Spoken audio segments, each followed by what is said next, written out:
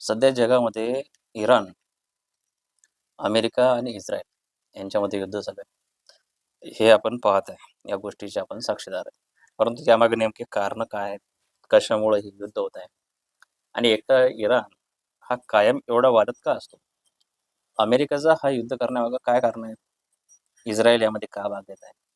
या सगळ्या गोष्टींची माहिती आणि ह्या सगळ्या गोष्टी मी तुम्हाला अतिशय सोप्या पद्धतीने समजून सांगितलं. फक्त त्यासाठी तुम्हाला काय करायचं आहे, ही सिरीज फॉलो करायची आहे आणि सोबतच मला सुद्धा तुम्हाला फॉलो करायचं आहे. US, इस्रायल आणि इराणवर भाग पहिला. यामध्ये सुरुवातीला काही कन्सेप्ट तुम्हाला सांगतो.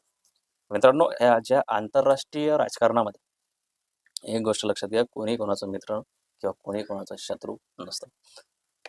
आंतरराष्ट्रीय राजकारणात फक्त एकच गोष्ट परमनंट असते आणि ती म्हणजे इंटरेस्ट.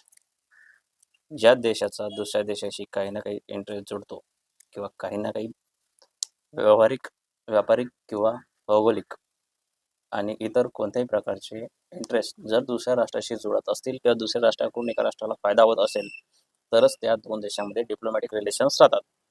आणि अशा प्रकारच्या युद्धांमध्ये सुद्धा अशीच कारणं जबाबदार असतात.